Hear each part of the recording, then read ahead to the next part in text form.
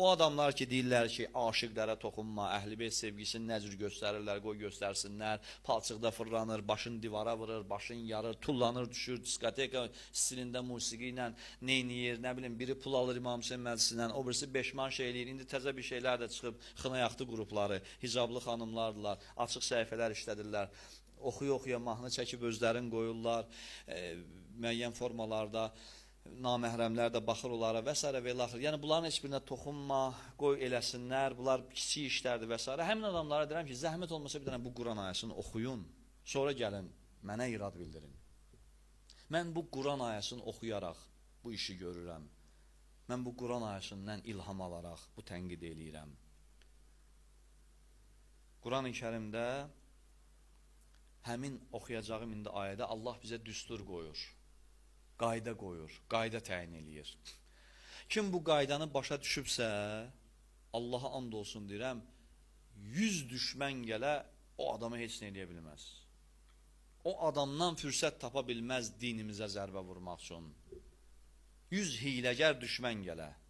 Amma bu ayəni başa düşməyən adamı, düşmən özündən, əməllərindən həmişə istifadə eləyərək əleyhimizə iş görə bilər. Bəqərə surəsi 104-cü ayə. Uca Allah buyurur. Yə eyyuhəl-ləzīnə əmənu. Xitab kimədir? İman gətirənlərə. Bizdən söhbət gedir. İman gətirənlərdən. Kafir, müşrik, insanlardan, ümumi cəmaatdan söhbət getmir. İman gətirənlərə deyir Allah. Buna əvvəldə deyim ki, diqqətimiz olsun ki, söhbət bizdən gedir. Bizi bu səhvi buraxan. Allah bizim səhvimizi düzəldir bu ayədə. Buyurur ki, Yə eyyuhəl-ləzīnə əmənu.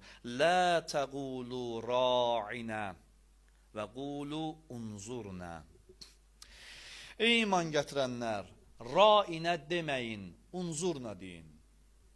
Bunun nəyi qayda oldu ki? Belə kənardan baxırsan zahirən ayəyə ki, burada nə maraqlı məqam var ki?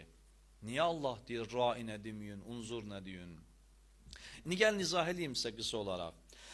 Ra'inə və unzurna kəlmələri oxşar mənalı sözlərdir ərəb dilində. Lakin ra'inə sözünün bir başqa mənası da var ki, bir mənası budur, möhlət ver. Bir mənası budur, möhlət ver. Bir başqa mənası budur ki, ər-ra'unə kökündən törəyib, bir başqa mənası budur ki, bizi səfih hesab elə. Və bir mənası da var, bizə çobanlıq elə, bizi otar. Bir mənası da budur. Deməli, bir neçə mənası oldu. Biri bu oldu ki, bizə möhlət ver. Deməli, Peyğəmbər sələvatullah ayələri insanlara oxuyanda, Quran ayələrini, möminlər, Peyğəmbər ki, ayələr nazil olduqca oxuyur, möminlərin çoxsu başa düşməkdə çətinlik çəkir. Peyğəmbərə deyirdilər ki, ya Rasulullah, ra'inə, yəni bizə möhlət ver, biraz başa düşək. Yəni sözü dedin, gözdə ya Rasulullah, biraz düşünək, sonra o bir sözü de. Belə bir söz işlədirdilər Peyğəmbərə. Yaxşı, Allah niyə deyir ki, ra'inə deməyin? Çünki ra'inə sözü başqaları tərəfindən, İslam düşmənləri tərəfindən fərqli mənada yozularaq müsəlmanların əleyhinə istifadə olunurdu. Onlar gəlirdilər, müsəlmanları ələ salırdılar. Deyirdilər ki, ra'inə, yəni Peyğəmbər sizi otardı, Peyğəmbər sizi səfih hesab elədi.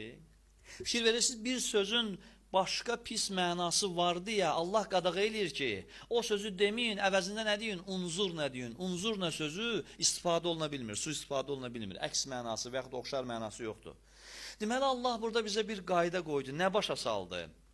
O söz ki, düşmənin əlinə fürsət verir, ondan imtina eləyin, onu eləməyin. Düşmən sizin əleyhünüzə sözdən belə tutaraq istifadə eləməsin içinə. İndi mənə deyənlər var, kiçik-kiçik işlərlə məşğul olursunuz, kiçik işlərə tənqid edirsiniz. Mən deyirəm ki, o əzəmətdə Allah bir sözə görə ayə nazil elədi. Sənin sözünə görə Allah da kiçik işlərlə məşğuldur. Allah kiçiyə bir kəlmə sözdə ra'inə sözü. Ona görə ayə nazil eləyir, möminlərə xitab eləyib. 1400 ildir də o söz qalıb Quranda. Deyir ki, bu sözü işlətməyin, başqa söz deyin. Niyə Allah bu sözü dedi bizə? Nə başa saldı? Ən kiçik misalla nəyi öyrətdi bizə ki, Allah başa saldı ki, ən kiçik yerdə belə düşmənə fürsət verməyin. Ən balaca yerdə belə düşmənə ayaq verməyin. Eləməyin elə ki, düşmən ondan su istifadə edib sizin əleyhünüzə gəlsin. Biz deyəndə ki, bunları eləmək olmaz, bax Quranın sözünə görə deyirik bu sözü. Quran özü buyurur axı ki, eləməyin, düşmən sui-istifadə eləyəcək. Ayə bizə qeyd, qayda qoyur bizim üçün ki, müsəlmanlar öz davranışları ilə, sözləri ilə gərək düşmən əlinə fürsət verməsinlər.